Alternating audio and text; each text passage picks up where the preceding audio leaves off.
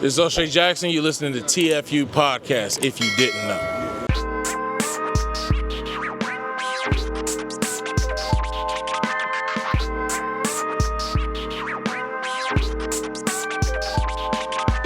Hey, I'm Sharay Punisher Hayes from the Sean Diddy trial. Just here to plug my book, In Search of Freezer Meat. You know, I want to appreciate all the support. The sales have been great, but I'm still trying to get the message out there. It's not just a book, hey, go out and get a penis implant. If you're been struggling with erections, if you've been struggling with your masculinity, if you've been trying to, you know, improve your sexual scenarios, this book is for you. Women, if you're out there dealing with a guy who's struggling, you need this information. In Search of Freezer Meat, available everywhere, Amazon, Barnes & Nobles, anywhere there's books, and the audio book is available too. I'm down 162 pounds in 6 months, and it feels great. Looking at myself in the mirror is a trip. I marvel at myself now because I'm like, man, I've done this in 6 months.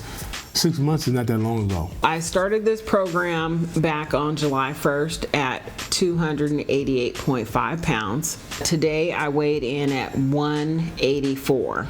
When I first got here, I was sad and depressed and stressed out.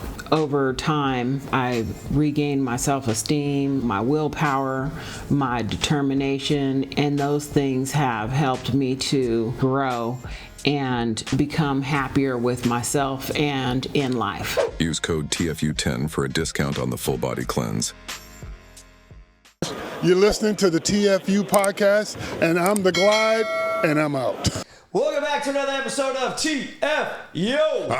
Let's go! Woohoo! You may have heard of our next guest. Talk the man, about it. the myth, the legend, Sharay Hayes, also known as the Punisher. Welcome in, man. Thank you for having me. I'm on the West Coast. I think I'm ready, man.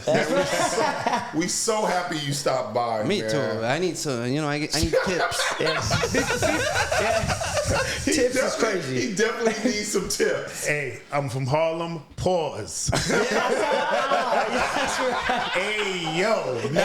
First Yeah. one. Oh, man. Oh, right off the bat, needed it to I know. tips. It's crazy. Dave came here. We had Dave Dash here. He introduced us to Pause. Introduce you to pause. Huh? He You introduced never said it until he showed up. Don't mean I never heard of it. Yeah, I heard of it. Everybody I've never said seen Pause. it used. Yeah. Everybody had pause games. Oh, God. This Here guy. we go. Before we get into anything crazy, man, tell us a little bit about yourself. We always like to get into where you grew up, how you grew up. Listen, man, born and raised in Harlem, New York. Grew up through that crack era. If you saw Dame Dash, if you saw the movie Paid in Full, that was Right. my childhood, you know? So that was a legit movie, literally too.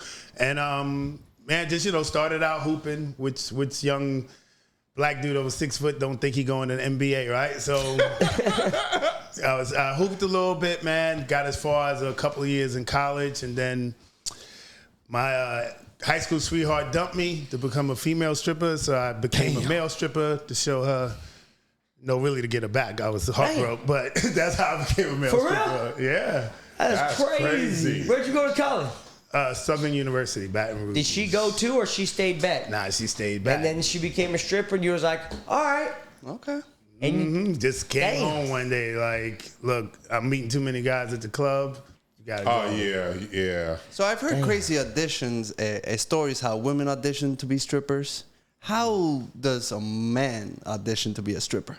It's not even an audition, man. It's when I started, you couldn't even audition. You just had to have a friend and a hookup. It was all hookups. And now if you're in good shape and you got a good look, they'll kind of just throw you out there, man, and sink or swim, man. Shake You it don't have to around. be able to dance? I mean, you should. So what we tell the guys is before you do anything, watch.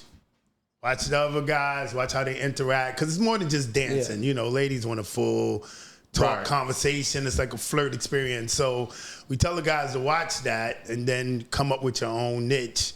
And believe it or not, man, 90% of the guys quit after the first day. No matter how in shape they are, no matter whatever, because it's always a certain degree of pressure. We is. live with rejection, right? Mm-hmm. In regards to women. So if men are shaky on just approach, worried about rejection. Think as a male dancer, you got to lead with, I'm trying to dry hump you.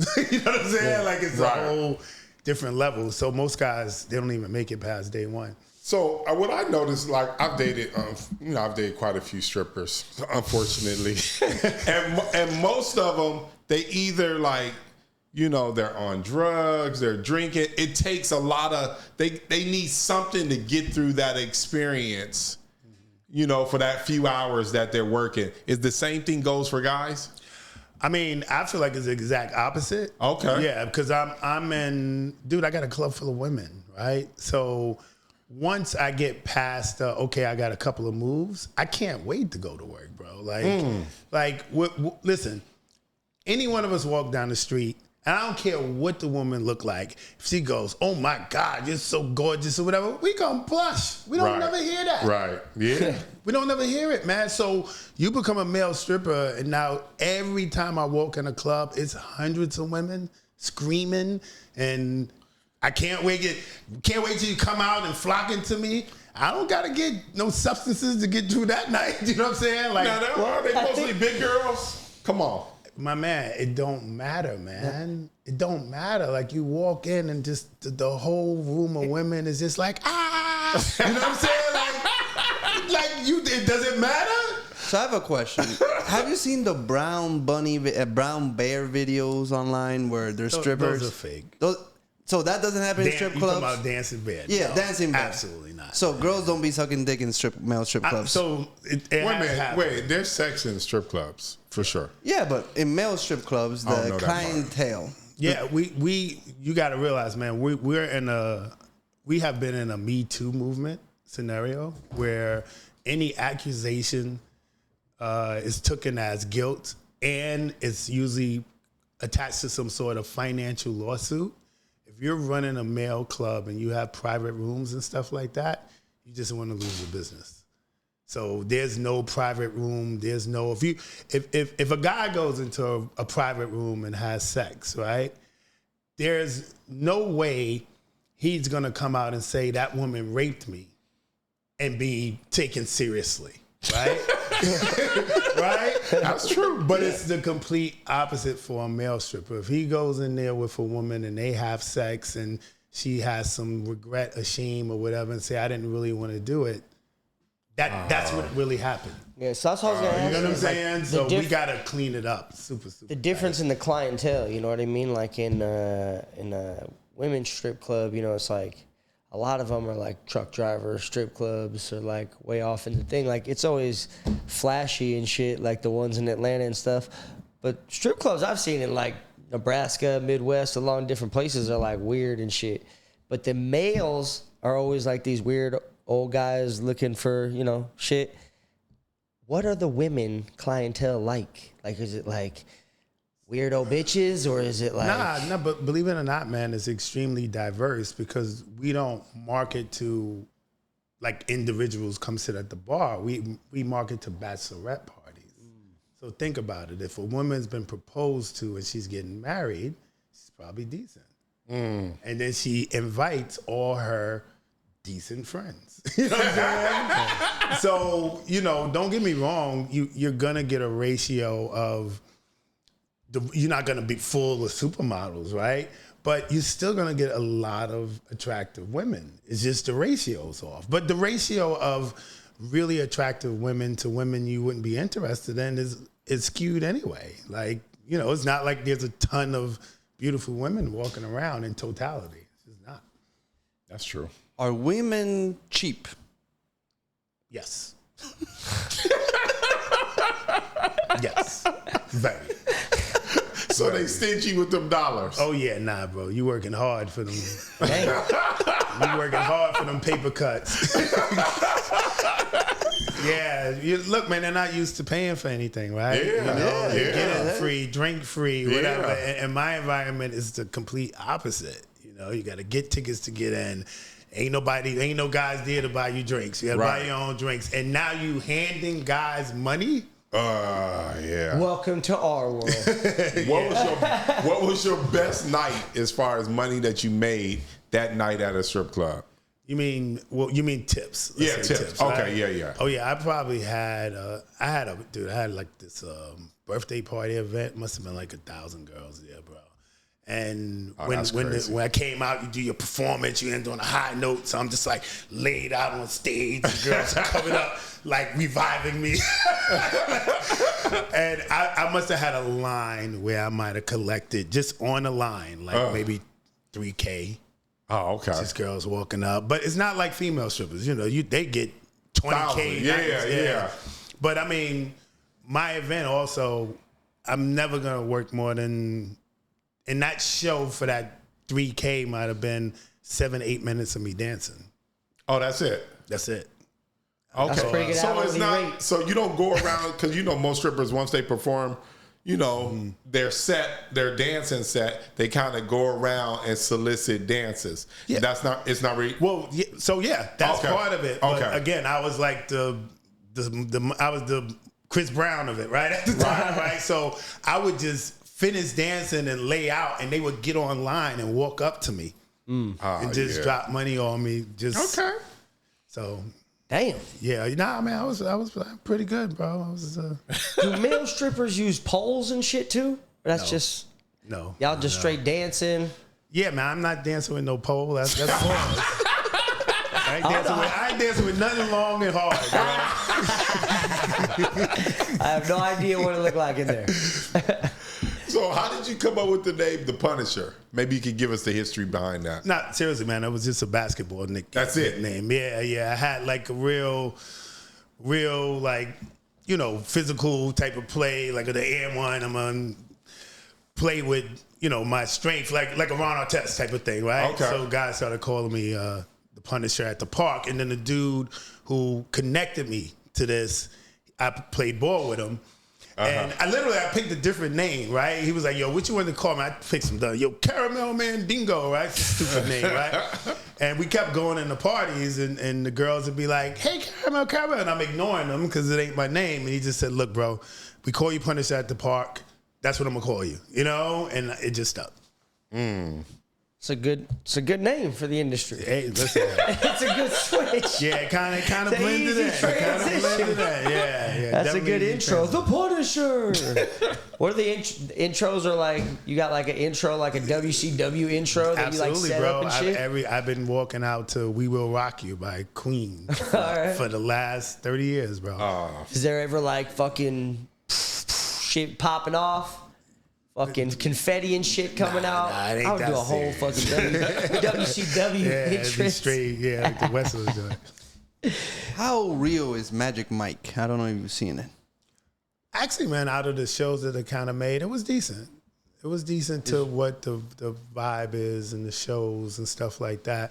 The way they tried to match it up with his personal life and struggling with race. It was kind of like a legit story. But he used to be a dancer, so he knows. Yeah. What's the biggest misconception people have about male dancers? I think the biggest misconception about it is the type of guys that are doing it, Like, you got really dudes that are smart, school teachers, articulate, very, very successful guys. And I think a lot of people think it's just like sex, like dancing bear, like just sex craze, just wild scenario going on. It's just regular guys hustling, man. It ain't as crazy as they try to put it. So at what age did you decide to become a stripper? 22. 22? Yep. How was that first night? I know this gotta be hilarious. Dude, it wasn't. So we were going from house to house. I was going with the guy doing house parties. And remember I told you I had the crazy name or whatever. And so I show up and the chicks was like, hey, we want your friend to dance. Like, we want to check him out. And I didn't want to dance. I was terrified. So I'm like, yo, I'm going to give them a high amount of money so they won't want me to dance. I was like, yo, tell them to give me $50, right? So my boy comes back and throws me the 50, and I remember, bro, I went out there in like a little black eye patch, like thong, some Saucony track sneakers, and I birthday girl's a little heavy set West Indian chick. I picked her up. She started bogling backwards. Murder. She rolled. I dropped her. Fell on top of her. She just kept bogling. So it was a disaster, bro. But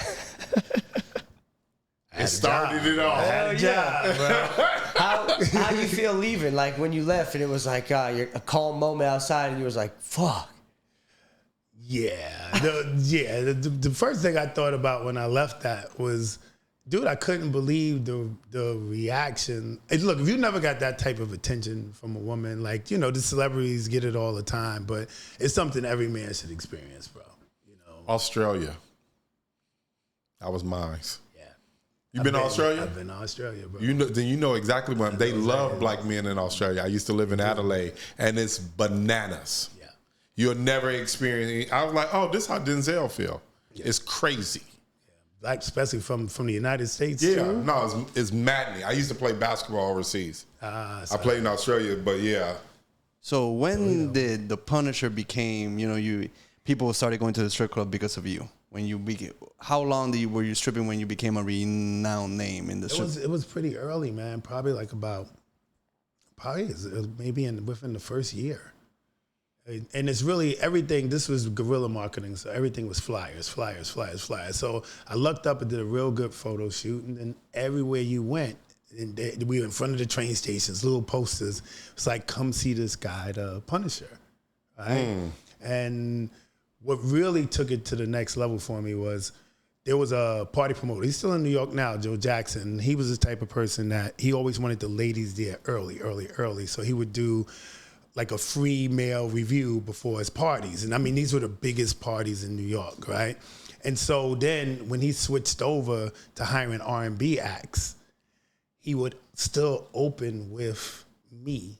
So it would be on the radio, appearing at World Nightclub, Drew Hill, and prior for the ladies, the Punisher. So now you got me on the radio with Drew Hill, with Jaheim. That's dope. With whatever. So it's like, who's this Punisher guy? This was really just a promoter who wanted to get ladies in early. So this was his little hustle. That's dope. Oh yeah, that's dope. So, what's the craziest request you ever got at one of the parties you were doing? Like anything, and you just were like, you had to turn it down. You was like, nah. Nah, man, I ain't really turned like. Okay, the craziest thing you didn't turn down. I'm coming to get, man, dude, the male stripper story is, in terms of getting called for work, you kind of know, you control it, right? So it's like, I'll come out and do a 30, 45-minute show. This is what it costs. So I'm not going to say anything crazy in regards to the show itself. Have I seen crazy stuff? Crazy, yeah. You know what I'm saying? Like, but dude, I think I've been in such a dysfunctional world. Everything almost seems normal, bro. I can't.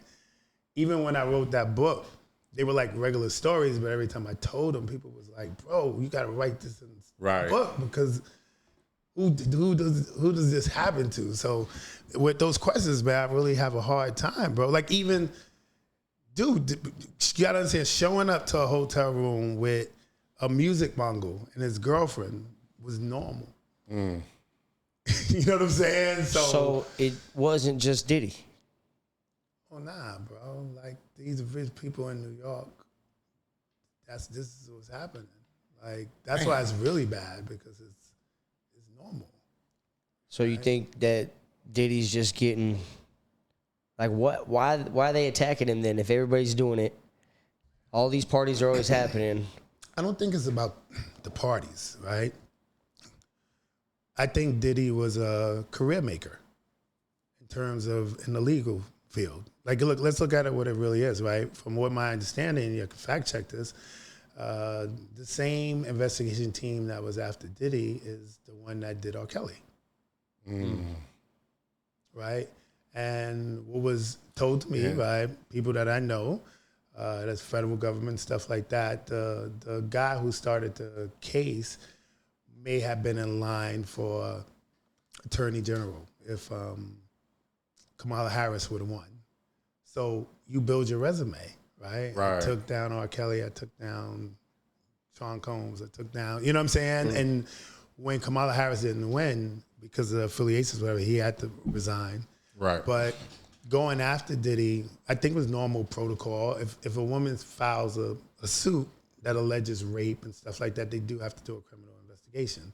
Like, you know, they did it with Deshaun Watson. You know what I'm saying? They do it. It's just standard protocol. Then they pick what they're going to pursue or not. With Diddy, it was just a chance to get him. The charges didn't necessarily align, but look what it was. It was an OJ case. You know what I'm saying? Like, that's a career maker. Yeah. You win that case, so you're going to take the career maker. The thing that's so crazy is kind of like what you said, even though it was a RICO case, but it was only one person. And that's exactly, because I was looking for other RICO cases where it was just one person. It wasn't this criminal situation. And R. Kelly went down for a RICO case. So that's I'm definitely going to take the time to look that up to see if it is the same guy pointing these people out, kind of going after them. That's crazy. Yeah, I do know, I know for a fact the investigators were the same investigators for the R. Kelly. They told me that personally. But I think that's what... When did they first go? How did you feel? Like, I don't know. They're basically charging Diddy because you were paid in certain places, or like male strippers were paid in certain places, right? Like prostitution, that's what he's being charged for. But do you have a say when you go in there? Like, hey, he didn't like kidnap me and take me across lines. Like, there has to be some sort of like, he just paid somebody to show up somewhere, and then they're charging him with like a bunch of shit that's basically kidnapping and trafficking and sound crazy. Yeah, but that's exactly what's happening, though. Yeah. You, no, I'm serious. They ask you like, I wasn't trafficked. Well, no, but see, this is the thing: it's not the details, right? His charges is transportation for prostitution. So just the fact that he bought the plane tickets. That's crazy. So me, I couldn't be transportation. This is how stupid it is, right? If it's in the same state, you can't charge it. Only if it's out of state. Yeah. So if he would flew me from lines. Buffalo, New York to Manhattan, right? No charges. Yeah. But if he pays an Uber across the George Washington Bridge from New Jersey to New York, now that's trafficking. Damn. Because federal, it has to be state to state. So they just wanted to get him on. And that's what it was. Like, you took an Uber or some shit like that? No, not even me. I wasn't even one of the guys. They had him paying tickets for people that didn't even testify. So that was going to be a slam dunk. But that's crazy, right? Because that means any guy you meet a girl somewhere and fly her out. You know what I'm saying? She says, hey, I'm going to miss a couple of days of work. Oh, here's a couple of dollars, you know? And, right. Yeah. And if now later she alleges you trafficked her. Yeah, it's crazy. That's what we talk about all the time. Yeah. Like, there's got to be, it has to be some sort of like, I literally kidnapped this bitch and took her in that situation, because they can't be the same charge. That's crazy. Now all you had to do was bring her across the line for the purposes of sex. But how do they establish? Well, I'm just talking about for normal, just for not like the Diddy situation, like a guy just flying a girl out. We just coming to hang out. So when they say the purpose of sex, that seems very loose. But it's her accusation. Yeah. It's her accusation. It has to be an accusation, right? That's crazy. Somebody is accusing you of that crime. So if she accuses you, now you have to prove that that's not what happened. Back to the start of it, you didn't know it was Diddy right away, right? I know. You said it was like a year or something, right? Yeah, like a year, 15 months, man. But you from New York, he didn't talk, nothing like that? You didn't hear his voice, none of that shit? He was just sitting in the corner? He was sitting in the corner, and when he would talk, I mean, bro, he's wearing hijab, right? Yeah, so for you to sit through a whole situation with that on, you trying to not get discovered. Right. Mm-hmm.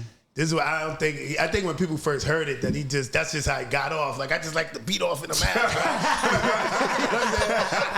but that's not what it was, right? He was hiding his identity, you know what I'm saying?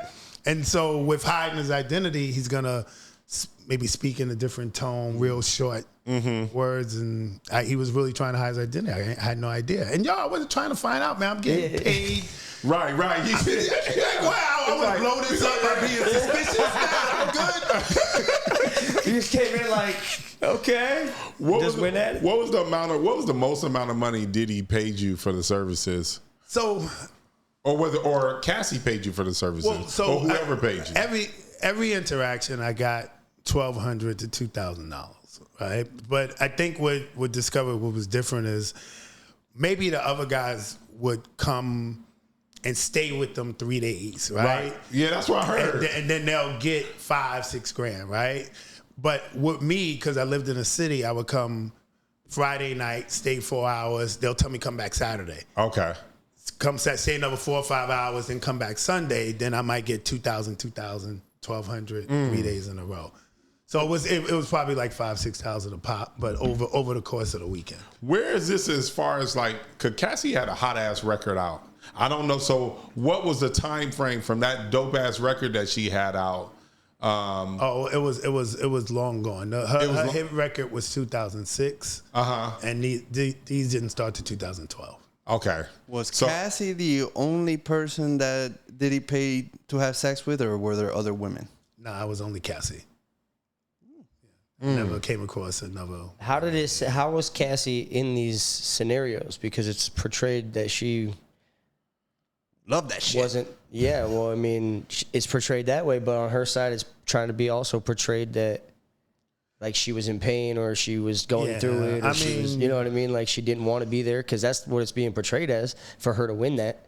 Because if Yeah, no, I mean, you're right on the money, man. I mean, I didn't experience any of that there. That's why I testified to it. I was even Thank God. And ironically, man, since I've probably spoke to 3 more of the guys that were involved, and we all say the same thing. We not only did we not see her in distress, but we never even seen her intoxicated or out of her mind or anything. And I'm like, wow, everybody has the same experience. Which makes perfect sense, because if she was in distress, that would probably be difficult for someone like you to perform. Like, I'm not going, like, she don't even want this. She don't want to be here. Like, I'm not doing this. Nobody's going to sign up to like hurt somebody. That's where when they were talking about the story, I was like, this don't sound right. Yeah, they were trying to sensationalize whatever they could because they had the tape, right? So if her accusation is, this is what happened to me, right? You gotta follow up, take her at her word, right? I was forced, and then you try to find people to corroborate, but they couldn't necessarily find people to corroborate. Now I know when there's federal cases, usually, like, some of my friends got caught up in a bunch of shit. So usually they reach out to people like a year before, 2 years before they actually go and really try to press charges against people. When did they start reaching out to you prior to the trial? They first reached out to me in maybe May of 2023. Okay. Maybe May of 2024. May of 2024. And then they started the case. When did the case start? They started the case. He might have got arrested. A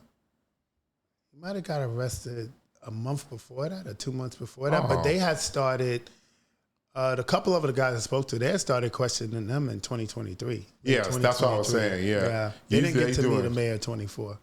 How'd you feel when the initial rumors came out? Because it was fucking crazy. It was like every celebrity was at the parties.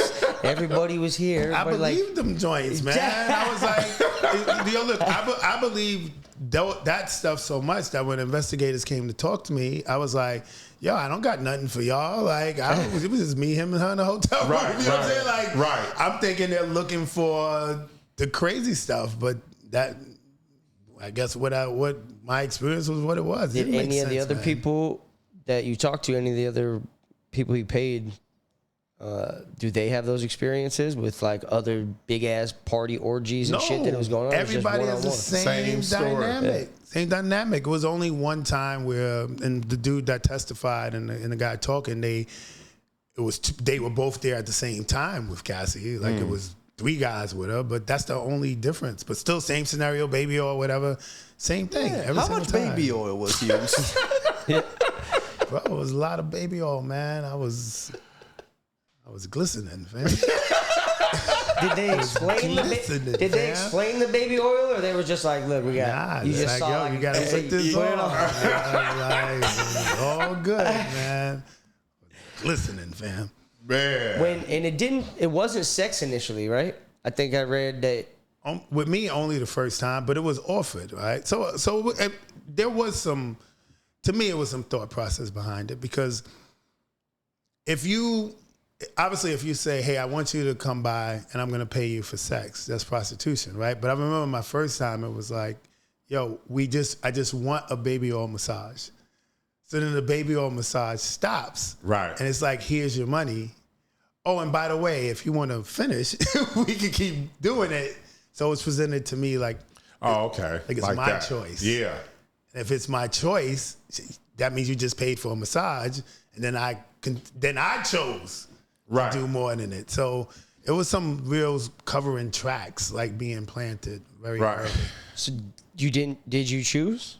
Not the first time, bro. The first time I was wigged out, bro. Like, you know, first of all, I'm like, because I didn't recognize Cassie, but I'm like, yo, this chick, she bad, gorgeous, yeah. And some dude behind me in a mask, right? Like, do you want us? Nah, I don't want. Nah, I'm good. I think I should get out of here. I'm good. I had a dude behind me. You know what I'm saying? See, I'm like, yo, I'm not. I don't know what's under that mask, right? Like, because that's the face I'm gonna picture some dude under that. I'm like, I don't know what I see. This is a veil. I was like, I don't think the whole is a psycho. I'm not going under there. Yeah, I'm out of here, yo. Did the prosecution try to coerce you into a story that will fit the things they're accusing Diddy? Their scenario, yeah.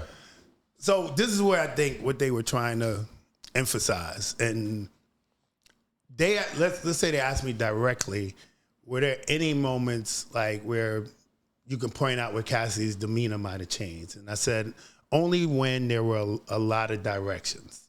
And so when I say directions, not even sexual direction, like put in the power driver, no, not like that, right? It was just move the candle, right? Move the candle again. Hey, move to the left a little, move him to the left a little bit, and you would get you know what I'm saying? Right. A sigh. So I told them that, right? And then the whole thing about my practice was, so she would sigh, right? And she was uncomfortable. And then she would wince, right? And I'm like, wince? And I'm like, but I said, look, so I would have to re-emphasize to the directions. But then they tell you, no, just answer the question yes or no. Mm-hmm. They out there playing the game. Yeah. I know exactly. But I can see what she was wincing on. She like, look, I'm having fun. You over here interrupting the fun.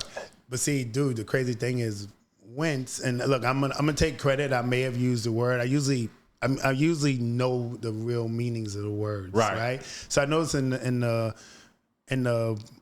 sessions, the word wince kept coming in, wince, whatever. You know what I'm saying? And I had to Google it to get the full definition. And wince means I'm in pain. Right. I don't know if that was. Yeah. How did it? But But it is what it is, bro. She was more just like disappointed having to keep it stopping.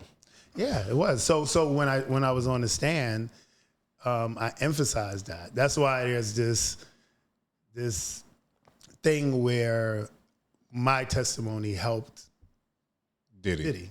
Yeah, like, absolutely. Yeah, like if Piers Morgan had one of his attorneys on a couple of weeks ago. Okay. And he said to us straight up, he said, hey, the male escort, the Punisher, he's been on here a few times. I think he was credible. I believed him. He changed my mind about the case. And I think he really, really helps your defense. And she said, agreed. Absolutely. She said, I don't know why the government put him up there, but I'm glad they did. And he was powerful. And so I was like, wow, man, like it's just me getting up there and just really keeping it at 100.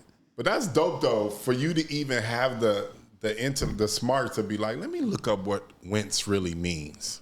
Like, what does that mean? Because sometimes words that may not mean the same on the streets or just people casually using it gives a different feel. Yeah, and so that's why, you know, I really felt like I had to be responsible for that, right? Because if I did in an interview use that word out of context, right, and now that very same word is trying to be used in my testimony on the stand to create what I didn't necessarily mean it to mean, right? I felt if you listen to my testimony, I would say, they would say, hey, she would wince and sigh, and I would say, to the directions. Right. Because it's so easy to think I'm saying wince or sigh to the event. Yeah, to the event. Yeah. Did Diddy ever look at you? Did you ever look at Diddy and he just like, maybe, I don't even know how to say this, but just kind of thank you for your honest testimony? Yeah, so honestly, man, that's what's very subtle. When I walked in, I didn't want to look at him at all because I know I'm coming in for the prosecution. And the last guy, like, threw him under the bus. Damn. And the crazy thing is, I met the guy. The guy was lying, but we could get back to that, right? I avoided eye contact, but I knew up there, other than the embarrassing stuff, right? I got to talk about the sexual and I know the veil gonna be he was wearing a what, right? But other than that, walking off the stand, I felt comfortable with. I just kept it 100. I told the truth, this, that, and the other. So then I looked at him, bro, and he looked at me straight face. I nodded. He nodded back. Like, that's what it was. Know. That's what it was, man. Like, you gotta. I wasn't, the facts are the facts, but you can notice the twist where they try to. On the other side of that, how was it having to tell those stories in front of her husband and mom and shit? Weren't there like her whole family in there listening to these stories? That's crazy. So I didn't think twice about that because you got to remember, she filed all of this in a lawsuit prior. She signed up for it. Yeah, so and not even signed up for it, but if you're going to recount these details, her husband got to know them. You make them public record when you file a case. And before that, she wrote a book. And all of that was in the book. And so, listen, this is my theory, right? I don't think she ever really wanted a lawsuit. So I wrote a book, so I understand this, right? You can't just, because you had a relationship with Sean Combs, you can't just go out and write a book and reveal all this personal stuff that was going on with him, because that's invasion of privacy. Yeah. You're going to get sued. Crazy. Your shirt off. But if you make allegations and now file it in a lawsuit, it's public record. So now you can release your book. Damn. Diabolical. The minute you make it public record, it's not. Damn. So that's what I always thought, right? I always thought, all right, you put something on paper, and it allows you to read your book. And then it's a win-win, because if you put it on paper, you got the part of, okay, maybe it'll settle out legally, right? And even if it doesn't settle out legally because it's been filed in court, now the book is not invasion of privacy. Did you ever have a conversation with Cassie aside from the sex? Like, maybe you were guys taking a pause and you're like, oh, yeah. Went to dinner, went to lunch. Or even in the room itself. No, of course, bro. I think that was part of the thing that also helped with distinguishing it wasn't trafficking, right? Because I would have chill conversation when I would get there. She would meet me, we would sit, we would chill, talk 10, 15 minutes. Then whatever would happen. And then after the fact, she'll come, hey, good looking out, we'll talk, whatever. So I'm seeing her mind frame throughout the entire interaction. Were you her favorite? Were you her favorite performer? I don't know, bro. Were you the finisher? Like, they bring you in, it's like, okay, it's time to punish. Yeah, I mean, based on the testimony, that's exactly what it was. You said just right now that you have like 10, 15-minute conversations. Was Diddy in the corner the whole time? While y'all just talking? Or he just come in random? No, these big suites, man. Like, I would have no idea where he's at. Like, wow. Like, seriously, I didn't realize that there were hotel rooms, this big, like, you know, them big gigantic rooms they have in Vegas, right? Right. They got hotels in New York City, got them joints, man. You don't know where. You got that Home Alone suite at the Trump. Yeah. And how you find out Diddy was there? How did you find out, oh, this is Diddy? I was one of those suites, like sometimes I would get there early, they'll tell me to chill in a room. And this particular one, when you cut on the TV, it had a welcome message. And it was like, Essex House would like to welcome Mr. Sean Combs. Like, that's how I found out. What'd you do? He was like, how'd you feel in that moment? Like, you sit in front of the TV like, oh, fuck. Oh, yeah, dude. It was like, holy fucking shit, bro. I was like, I couldn't believe it. And then, you know, I said it before, man. Then I felt like a dumbass because I followed him on Instagram. Like, he in the next room, like, get ready. And I'm going through Instagram. You know what I'm saying? Like, You follow him on socials, but he really following you. yeah, that's a way to put it. God damn. Did Cassie know you had an implant? So I didn't have it then. You didn't have it then? Yeah, if I had it then, I'd have been the only guy, bro. Like, this. Did you, in that moment, did you feel more pressure after that? Bro, that's probably, that situation is probably partly why I got an implant, bro. The you know, the premise of the book or whatever is, dude, like, more than 50% of cases of guys with erectile dysfunction is mental or anxiety, right? So when you get in situations of failing, the anxiety builds. Anxiety releases cortisol. Cortisol constricts your blood vessels. Cortisol is stronger than Cialis, Viagra, whatever. If the cortisol is up, your shit ain't working. So being in any of those situations, like with the Diddy shit and all of that, whatever, I was popping so many pills, bro. Like, because you believe the pill's the answer, right? You don't know it's an anxious thing. So it's like, I take one pill, it didn't work that well. Let me take two. Now I'm gonna take two and the honey, and now my face is red, my heart's beating fast. But, you know, you do what you gotta do. But then when you come out of those situations, you have to take 4 or 5 pills at a time. Now you're seriously dependent on the pill.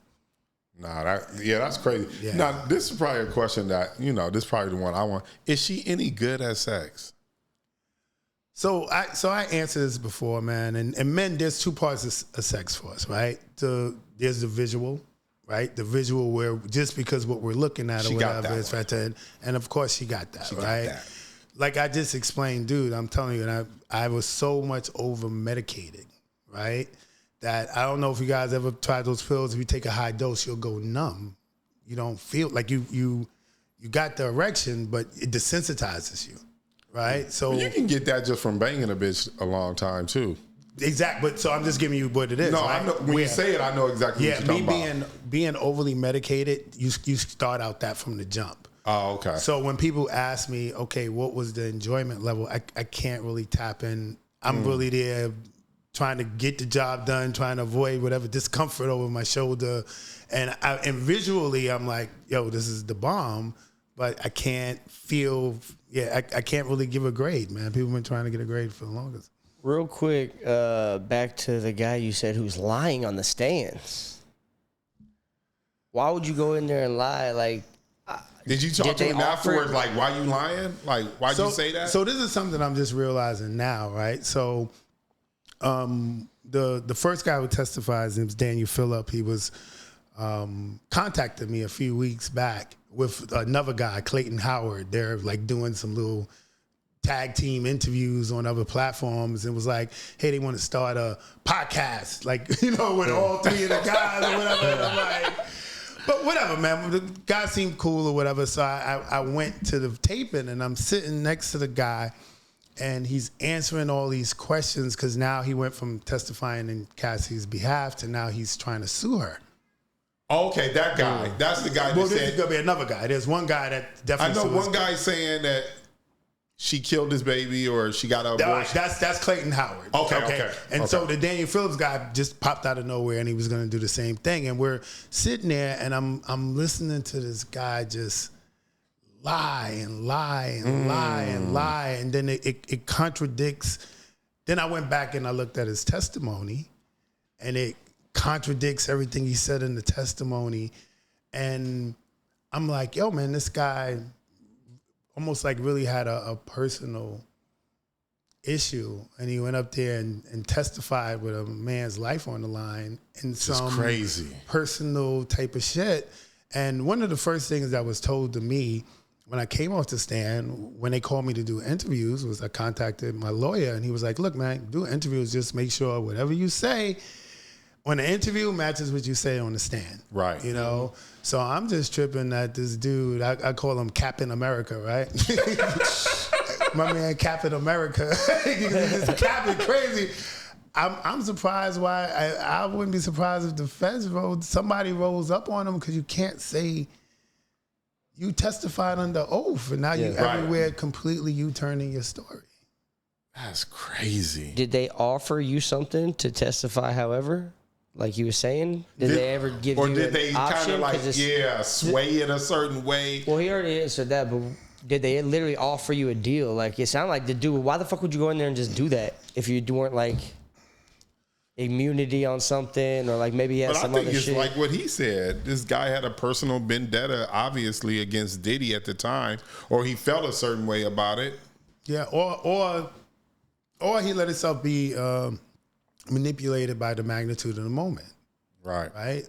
Because, that's what happened. It's whack that this wasn't televised, right, where you could really see it verbatim. But if you get your hands on the transcript, you can see where during the testimony, it was all these murmurants of things that happened that Diddy per se did in the moment. That is just, oh my God, that's terrible. How could he do that? Like it was said that after he heard her getting beat up, Diddy came out the room like, yo, you ready for another session? And he testified that, and then when he got cross-examined, the lawyer pulled up what he told the investigators, and he told the investigators that Diddy came out the room and said, yo, this is not happening today. You got to get the fuck out, which is completely different than beating a girl up than forcing her to have sex. Yeah. If they got into it and you canceled, then you canceled. Right. But it was shocking to me, man, how he would go on the stand and just getting caught up in the moment, and then stories changed almost like a 180. And probably after you noticed that, you was like, I can't do a podcast with these. Was it like he was almost trying to get stardom from it? Like he was trying to get himself? Yeah, the funny thing is the dude made a R&B track, the Baby All song. The Baby All song, bro. I'm not lying to you, bro. Is this the guy? There was a rumor, and I don't know if it was true. Somebody said that they had to act out like Shaq, Kobe, and like some weird fantasies. Like all these rumors that were out were insane. But that's my boy. I think you're talking about Rico, and he's I'm not even sure. Shaq, Kobe? I heard a story about Shaq, Kobe, Jordan. They had to play out. I think it's my boy Rico. Yeah, but that's not Cassie. That's Jane Doe. Oh, okay. That's Jane Doe with that Shaq, Kobe. You know Jane Doe? I never met Jane Doe. My boy. Yeah. Right. Jane Doe. So the only one that you dealt with on behalf of Diddy was Cassie. Yes. Okay. But there are other celebrities in this game. You're saying it's a game out there. Yeah, bro. Yeah, man. And they offered you a lead role? If not me directly, because they go down the line. I got boys. Some of the names you would hear is just like, wow. Seems like everybody with now is it hundreds of millions of dollars. This is the thing. Any names that we could have? Yeah, all right. Dude, I just came off the stand. Yeah. So that's what it seems like to me, is that it's like rich people who are bored with regular shit, and instead of turning on porno, it's like a one-act porn. It's like a staged porno that if he's sitting in the corner, I don't know if everybody's just sitting in the corner like Diddy is, or if it turns into that. Yeah. So what I still think, right? If you take these rich guys and they 50 years old with a 26-year-old chick, right? And now 20 years later, you're 70. She's 46, 48, and the women's sex drive goes start around 40. Nuts. They go crazy. And if you got this gap, then there's pressure, right? And you're like, all right, look, I don't want to lose my younger woman, right, to another man that can satisfy her, because she's dealing with him outside of my environment where she can develop feelings and connections, and now she's divorcing me, taking half my money. If I set it up, I can get her satisfaction, but then I'm in control of it at the same time. You think that if you do set it up, that prevents them, or there's some layer of a difference so they don't fall in love with that person? Well, if you set it up, you control the access. But in this case, from what I understand, and not all the situation, they said it was sometimes Cassie setting it up. Yeah, but whether she's setting it up or not, he's paying. Right, their team. Right, he's paying their team, and listen, it didn't work fully. She still bounced with a dude he was hiring. Right, but it's a trainer who's recurring. Yeah. He's with her all the time. Right, if he's with her all the time, and then there's some sort of connection thing with working out together and stuff like that bonds anyway, right? So that was the slip, but he probably knew where Cassie was at 24/7. Where's she building with a guy? Did she ever call you out of the blue, or did y'all ever hook up and Diddy wasn't around? Absolutely, bro. I wouldn't have did that, yo. I wouldn't have did that, man. Dude, this was a sweet gig. I wasn't messing up my situation trying to be on some sucker for love. Nah, man. Right. How many times a month was this happening for you? It would be, like I said, let's say it would happen every 3 to 4 months, but like again, Friday, Saturday, Sunday. Yeah, so maybe 4 times a year. Were you excited to get the call? Hell yeah, man. Everything dropped, bro. What was the wildest Clear the request? schedule for 3 days. He stopped going in. I don't care what was going on. What was the wildest request for one of the sessions? Where? And with Cassie?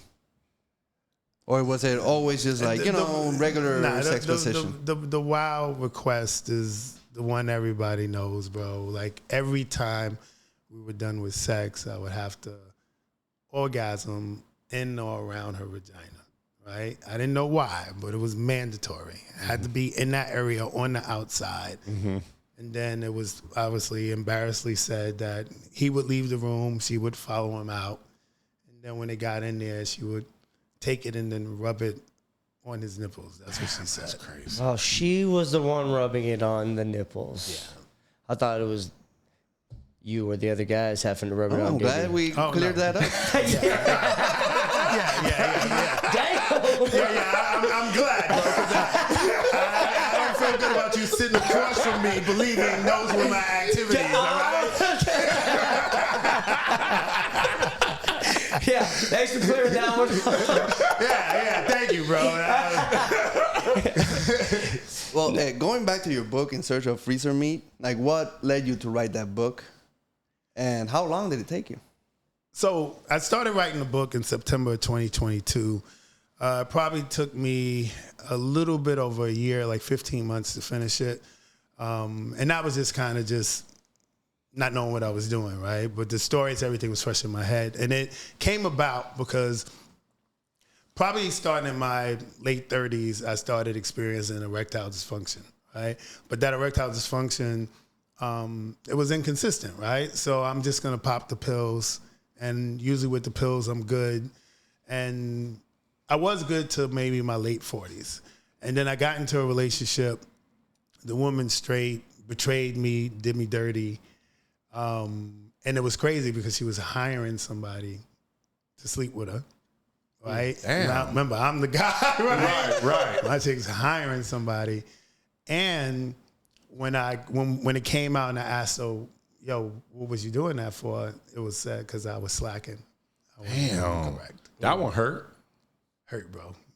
That hurt. Yeah, like hurt to the degree where it caused me. And remember, when I'm already in a scenario where I know it's deteriorating, and now you're telling me whatever. So it traumatized me, it was heartbreaking, so I could not get an erection at all, bro, for like a year. Not one that I could hold. Every time I got a bone, I think some shit, it go back down, there's pressure.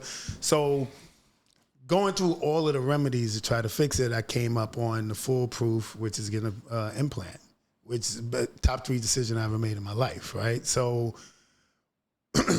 once I saw how it changed everything from a psychological standpoint, because there was nothing wrong with me physically. This was all mental. I'm telling everybody, I'm talking to guys or whatever, and every guy that within a certain age range, they struggling with the same stuff.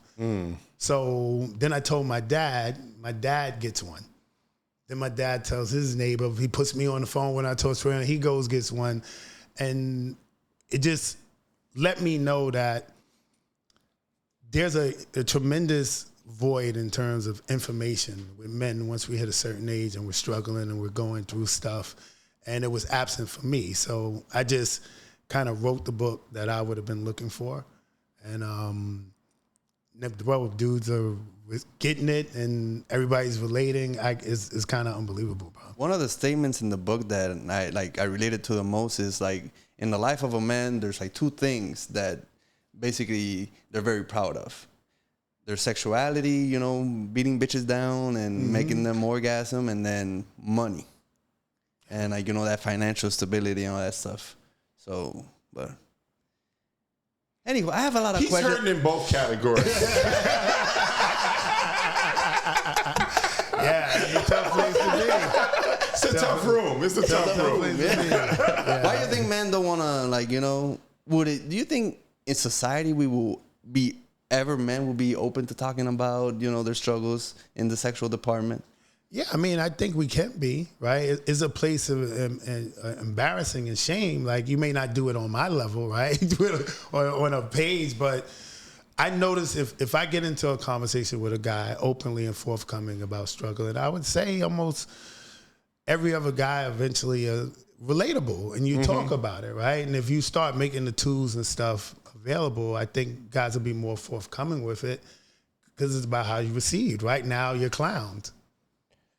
You know, if you're struggling sexually, it's. I think everybody's had a bad experience. Hey, I've had limp-dick-itis. I've had Speedy Gonzalez-ness. You know, I've had it all. Yeah, man. Everybody's been through it. But like you said, I don't know. I just think that, I think it's the way men are groomed in such a way. Like, it's hard for us to be vulnerable in front of women, period. Yes. And it's really hard for us to be vulnerable in front of our friends. I think probably the closest person that could probably talk to me might be about something like that might be my brother or my dad. So I thought it was, and it seemed like when you were trying to explain this thing to your dad, he was like, nah, not me, not me, not me. And then when you start telling him your success with it, he was like, let me see what's going on over there. Exactly. And then you said, you know, he turned his whole situation around, and then you talked about him being with younger women and things like that, and him feeling better about himself. The thing I want to know about the implant, because this is the part where we were kind of looking for information. Do you still orgasm? Of course. See, that's important. But when we was looking for information, they don't really say it. They just say it gets hard, but it doesn't say that like you're gonna orgasm. But usually when you orgasm, then everything goes soft. So what happens in that moment when you do orgasm if you do have a pump? You just keep going. Here's my question. Just keep going. Just keep going, bro. You have a never-ending erection if you choose to. So which one? Because there's 3 different implants, no? Yeah. Through the video there, whatever that we're trying to figure out information. There's one that's like a button. There's one that's like water, and then there's like bendable rods or some shit. I don't know how it goes. Which one? Yeah. So you know they have certain different I guess price points, and then your situation, right? Let's just talk about the best one. Yeah. So the best one is the 3. It's called a 3-piece inflatable unit, right? So the way it works is the way you get an erection anyway. On either side of your pee hole, you have something called the corpus. Let's call them 2 straws, right? Okay. And these straws fill up like balloons with blood, and that controls the rigidness of your erection. And then now if you go down to your testicles, there's a small crease. I never knew it was a crease till they told me, but they make a real small incision there, and now those same straws, they put inflatable rods in them. So these inflatable kind of cylinders go into there. They seal it up. They take a little, looks like a pump, and they drop it in your testicles. So it makes it feels like you have 3 testes. Instead of 2 nuts, you feel like you have 3. Does it look like you have 3? It does not. Okay. Yeah. Okay. It'll feel like, I'm giving you for a size point, right? Right. So then they take a little reservoir where we have space by our bladder that you won't see. They put a little saline solution in there, and when you hit the pump, that fills up those cylinders to control the rigidness. And a woman can't see, she can't tell, like it's inconspicuous. There's no So way you hit a button. How long does it take to get erection once you initiate it? So it's like a pump. Okay. So it's not just one button fill, you'll squeeze. Okay. So you can control how rigid you want to be, how whatever. Yeah. So let's say to get it fully erect, maybe 40 of these little pumps, depending how hard you squeeze. Okay. And then when I want to... You said 40? Yeah, about 40. Yeah. So I can go from 1 through 40 in terms of degrees from completely flaccid. Big range. To whatever. Yeah, it's nice, bro. It's nice. You ever let him choose? Yeah, you can hit him with it. What you want, bitch? What you want? 1 or 40? Yeah, man. So, and then when you want to release, they're right in front of the pump. There's a little button. You hit that button, and then the fluid starts to run back out. You can accelerate it by just squeezing yourself, and then you're right back to normal. And then where does the fluid go after that? I told you there's a reservoir. Right, It goes back into the reservoir. So does that reservoir, and this might sound stupid, does it evaporate at some point? Because I know water evaporates, or it's just once it's in there, it's constant. It's good for it's the good, next. like similar to like a boob job, right? So Okay. Yeah. So it's good in there. Okay. So there's no maintenance. No maintenance. No maintenance. Gotta go back in, get the oil Need changed, a tune-up. shit Nothing. like that. None of that. Nothing. You ever squeezed the wrong nut in the moment? Like, Nah, oh I kind of shit, know which one. How long did it take to convince your dad to get one? It was no convincing. The minute we had that conversation and I told him about the success, he was on it, man. So I think, so he got his operation almost a year to the day that I got mine. So exactly 1 year later. Did you give him a presentation of how it looked with you? No, he took my word for it. Show me, son. What was the recovery time? So the recovery time with the doctor that I use, it varies, but I could have begun sex in 2 weeks. 2 weeks? 2 weeks after the surgery. Not bad. How's the feeling? It's exactly the same. Exactly. So think about it, right? All of your nerve endings where you're going to get sensation and stuff like that is on the surface of your skin. Right. So remember I told you, they enter through the front of the testicle. Right. And access those cylinders. Those cylinders, anywhere those cylinder stuff are is below where your nerve endings are. So it's almost like when somebody goes and they broke their leg and they put a steel rod in there. You know the rod is there, but it doesn't have anything to do with the sensation on your actual skin. So everything feels the same. And actually for me, it ends up better, right? Because then there's no anxiety. There's no thought process in the middle. You know what I'm saying? Right. Like is this going to work? Is it not going to work? Are you if I honest go with in this position, is it going to go, like. Are you honest with the girl about it? Like, obviously you're public and people give it to you, but you ever just... So this is real talk. When I first got it, I thought it was something I was going to have to hide, right? And, because I was like, I want nobody to react to it. But it's actually the opposite. When women hear you have it and they're interested in you, it's like, I want to try that thing out. You know what I'm saying? Right. Like, and let's think about it. What woman is really going to complain about dating a guy with a never-ending erection, bro? So eventually they get to pumping. No, because I don't want them squeezing off. I got this. Just let me know. You want a 40 or 37? 33? So They start wearing jersey numbers.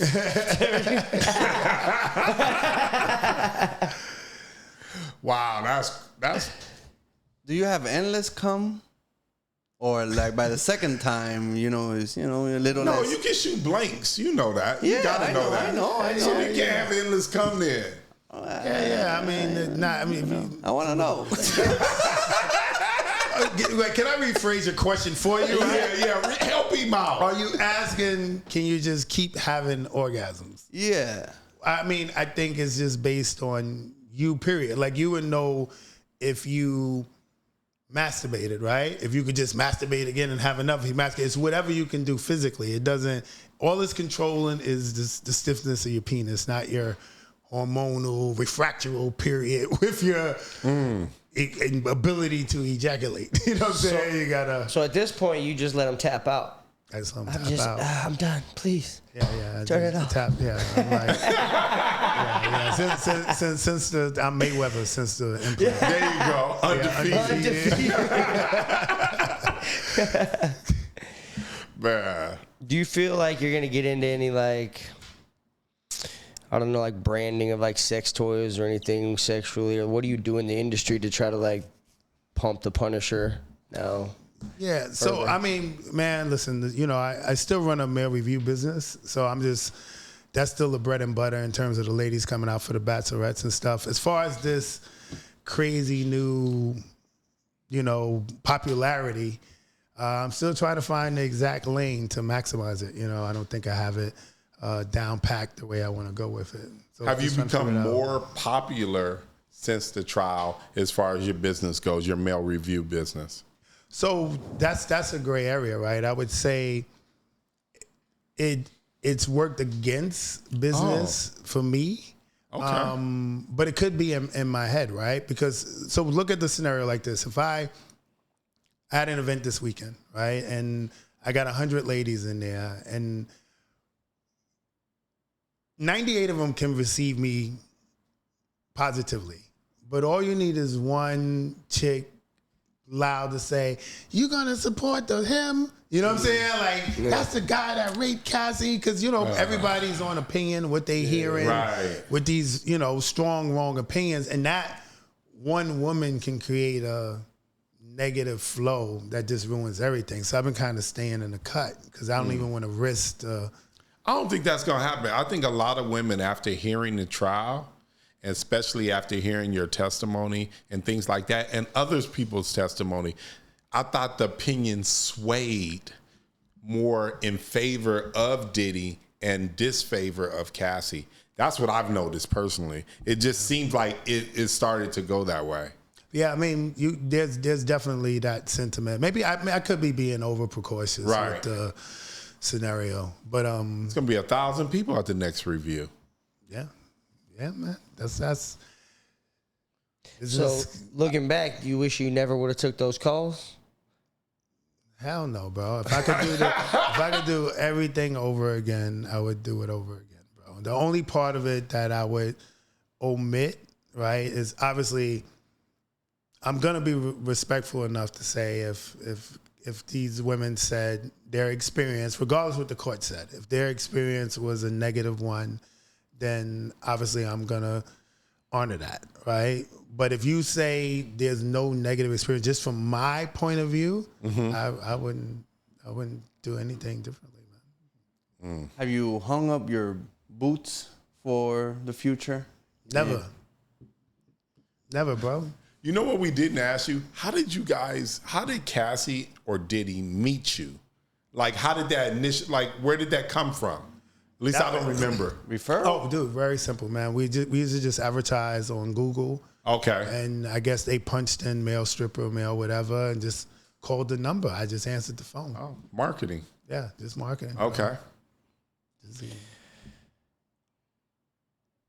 There was also, I guess, rumors about in the room when it was going on, like Cassie had to ask for permission to do certain things, or it was like controlled to that sense of a thing, or other people said like Diddy made her stop right before she came, or like controlled her in that way. Did you experience any of that, or it wasn't like that? None of that, man. Yeah. And nobody that I spoke to involved experienced with that. You know, there was a lot of sensationalizing the details on social media, but it surprisingly, man, everything other than the guys that urinated on her, everything was kind of normal. So did you ever catch anything from one of those sessions? I did not. Isn't that part of the lawsuit of this other guy saying he got STD from her or some shit like that? Yeah, he's saying he caught chlamydia, And he's doing it by associate, like, well, I was only sleeping with her and my girlfriend didn't have it. So that type of thing. But he's saying he caught chlamydia. But I don't know how that, because he said he caught the chlamydia, but then he continued dealing with her. So that's going to be. Yeah, that started getting shady. So you didn't wear protection with Cassie? I started, but maybe like after the third or fourth time, I was wilding out. Were you required? Living free. You were not required to bring paperwork like, oh, this is my... So we had a conversation. Like, she came in the room and was like, you know, you good? Like, you get your checkups and all? I'm like, yeah, I'm good. You know, so I'm like, you good? She's like, yeah, no, I'm solid. Oh, no, she in there rolling them dice there. She didn't ask for no paperwork, no nothing. No paperwork. She just, are you good was the question. Are you good? Do you have NDAs? Or I never got an NDA. Never got one? I never got an NDA. But remember with me, for the first year, yeah, he didn't want to be... Right. So you can't, if you're gonna chic it up like to cover it, then give me an NDA. I know who you are. So now it wasn't a sense of like how, what, I don't know, like drives a person like Diddy to just watch his girl. Do you think they were in an actual relationship, or he just used her for these situations? Because like, why would you be able to dick her down, or you dick her down too, but then you paying, like, I don't know. Because you say as you get older and you start getting ED and shit, but was that Diddy's case, or was he over there rock hard just watching? So I mean, that's what I thought, right?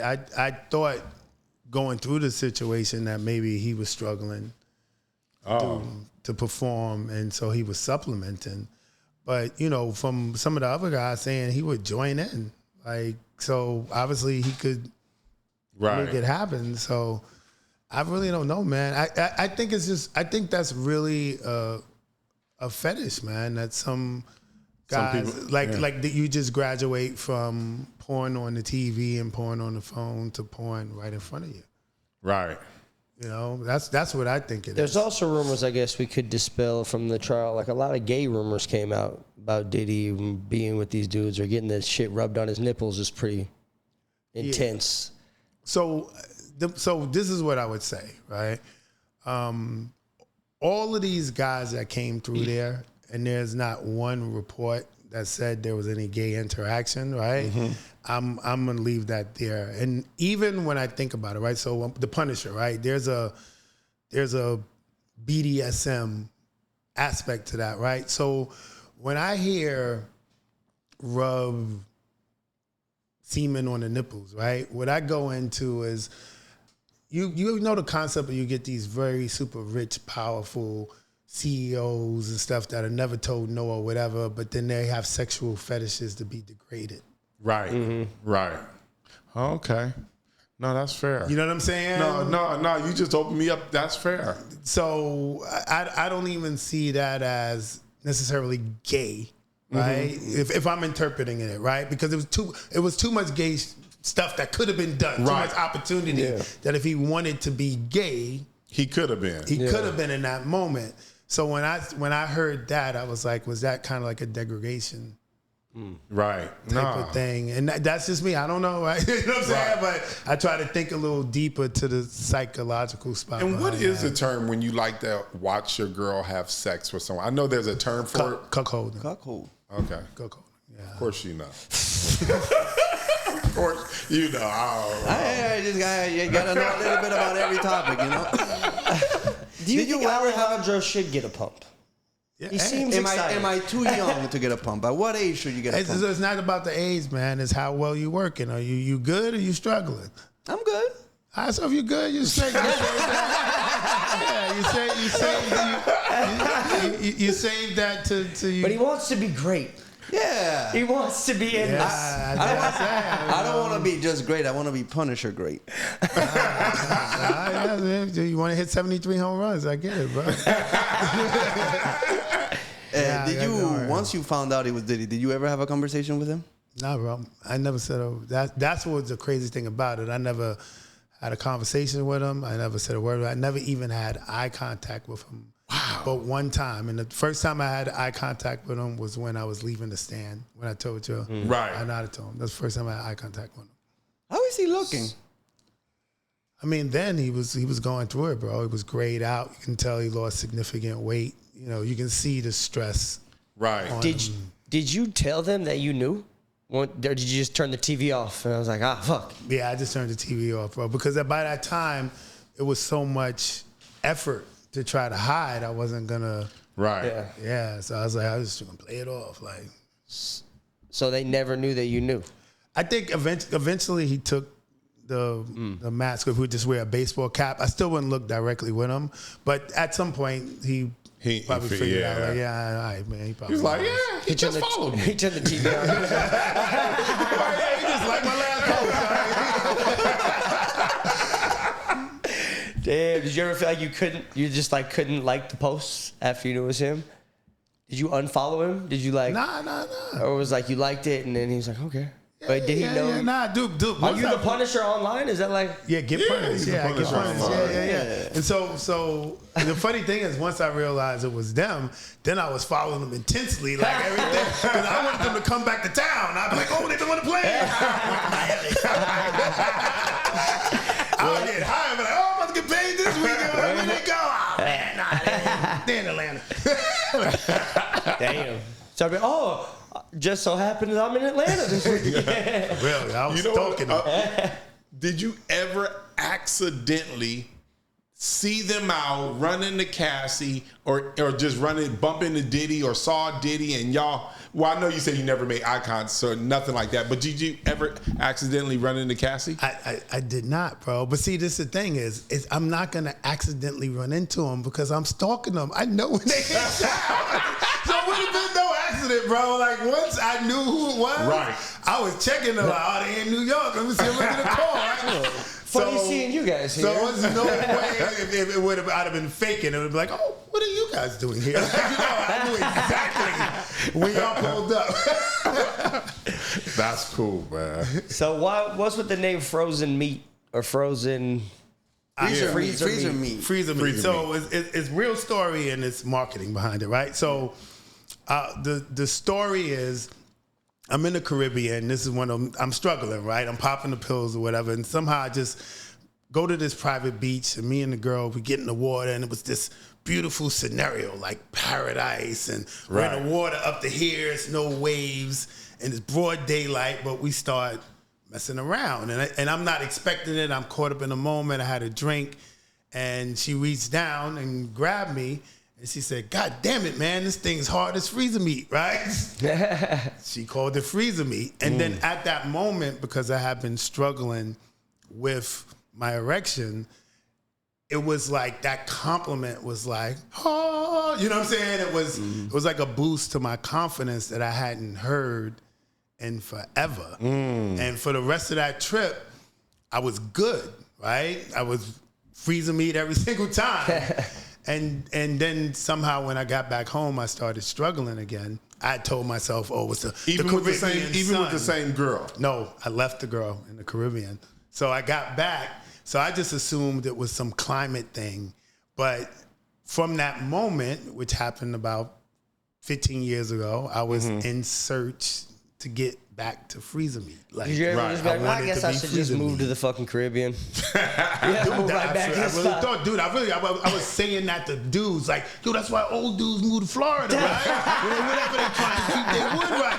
I really believe, I'm telling you, yo, I really believed that for a period of time. So between being called the freezer meat, when did the three-way happen? That you got a rod put on your forehead? I don't know the best part of the day, but yeah, bro, no, that was probably this was after the Diddy Cassie thing, but this is probably in my mid-40s, man, where, dude, I'm telling you, bro, I'm not an easily impressed dude. They were bad. Like Cassie's, but with the IG model bodies, right? Yeah. And bro, man, like first time dealing with the chicks, my homie had the friend, I had the cousin, and so because I was struggling with the erectile dysfunction, you got to be like Bruce Lee with the eating the cat, right? So I was so nice with the cousin that the next time they got together, she told her, yo, the sex was the bomb or whatever. They called me for the 3-way. Okay. And bro, man, I ain't get my plumbing correct or whatever, man. And it was like a super, super embarrassing story where I failed on the 3-way. And he's telling me like a highlight of the book, so I'm trying to not kill the punchline, but it's a crazy story, bro, and hilarious. You know what I'm saying? Like, check out the book for the story. Check out the book for the story. That's what the premise of the book is. Like, it's already a shameful, messed up thing to be struggling sexually, right? So I didn't just give the information, but I centered it around these very, very hilarious, personal, relatable stories that even if you struggled and you had a bad moment, bro, this is worse, and let's just laugh at it. You know what I'm saying? Let's just laugh at it and you know, try to correct I've what's had going on countless with moments us. myself. Countless is crazy. I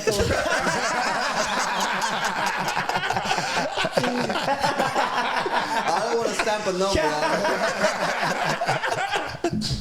Fuck, no, I fucking forgot my train of thought. No, what I was going to ask you is, so this thing with ED, and when you talk about it, it seems like you got a lot of great information over there. So I just wanted to ask you, so is it 50% mental or is it mostly mental? What do you think it is between physical and mental? Yeah, man, I really think at this point in time, the numbers are probably higher, probably something about, I would say over 60% of guys, if you took them somewhere and they got physically checked out, there's absolutely nothing wrong with their sexual situation to function. It's because you start to use these pills and these enhancers early. It becomes a mental, a kind of dependency. And then once you get in your head with failing and multiple times and stuff like that, you will think your way out of sex. It's crazy that you mentioned that, because they talk about 20-year-olds using Viagra now. And I'm like, what? They got a lot of psychological problems. That's crazy to me. No, you know what it is? Some of them just want to go in there and just be the best in the world, just, you know, be Michael Jordan for the day. So they start popping them. And I just think what he said, they just start getting used to doing it. And then when one doesn't work, next thing you know, you taking two. And next thing you know, you got a real problem on your hands. Did you get like your testosterone checked? How do you feel about the levels of testosterone and sexual drive? And like, since for the last, I guess, over 60 years, we've lost damn near 50% of testosterone in men or some shit like that. Yeah, I mean, the testosterone issue is definitely a real scenario in terms of aging and stuff like that. But you can have a dude with clinically low tests, but it won't have nothing to do with his libido and his ability to have sex, because your libido and stuff is controlled by your free testosterone. So there's total tests, and total tests is going to amount for more things like muscle development, and, you know what I'm saying, stuff like that. But your free test is what controls your libido and your sex drive. So I've seen guys' numbers where he got a total test of 150, but 45 of that is free tests.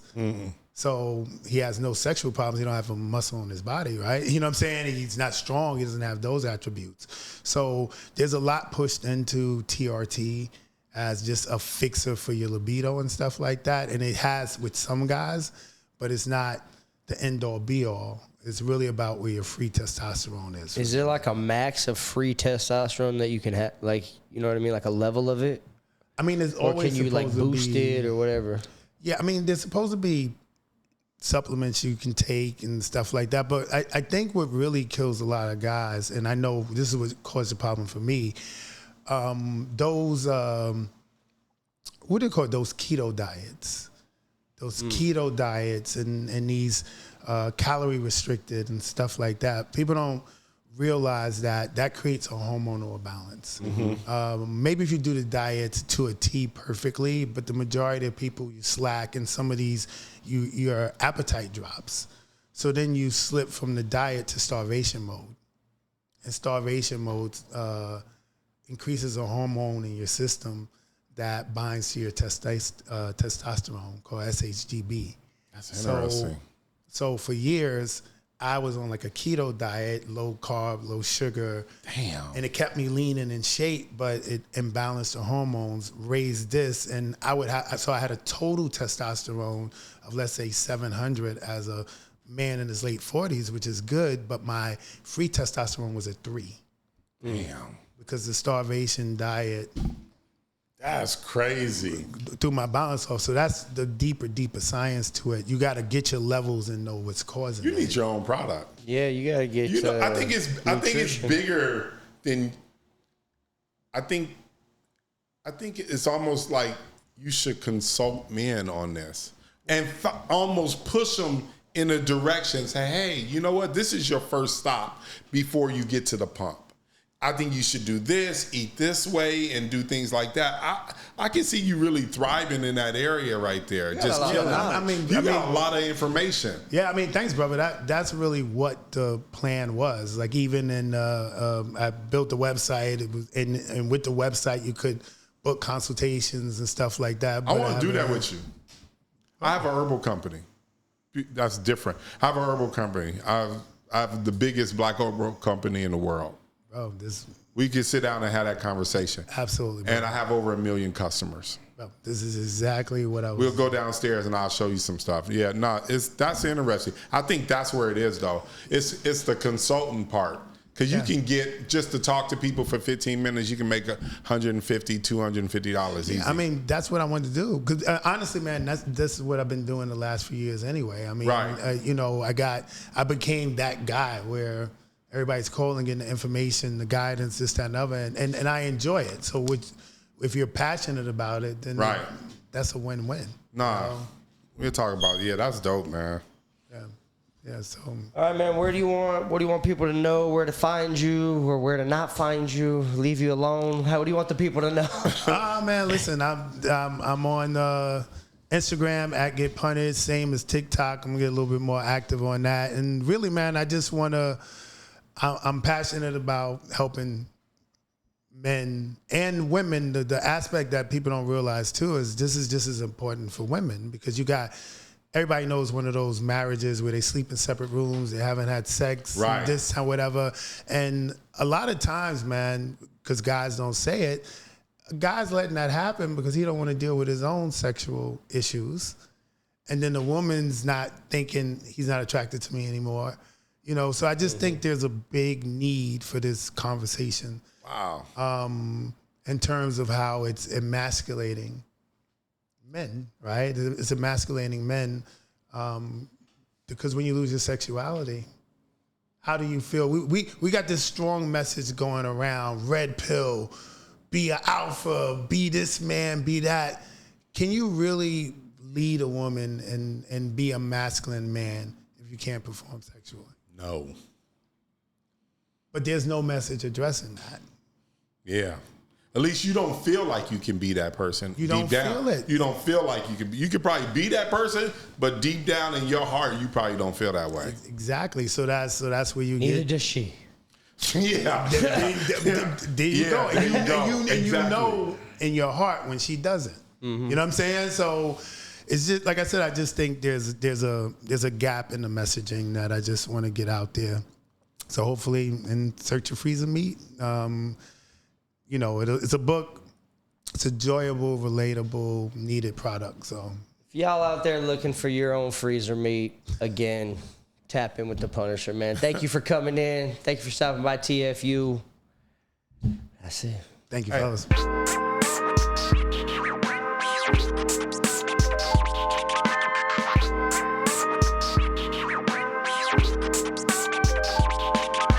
What's up, TFU? This is A.T. And don't forget to like, subscribe, and leave a comment. I'm down 162 pounds in 6 months, and it feels great. Looking at myself in the mirror is a trip. I marvel at myself now because I'm like, man, I've done this in 6 months. 6 months is not that long ago. I started this program back on July 1st at 288.5 pounds. Today I weighed in at 184. When I first got here, I was sad and depressed and stressed out. Over time, I regained my self-esteem, my willpower, my determination, and those things have helped me to grow and become happier with myself and in life. Use code TFU10 for a discount on the full body cleanse.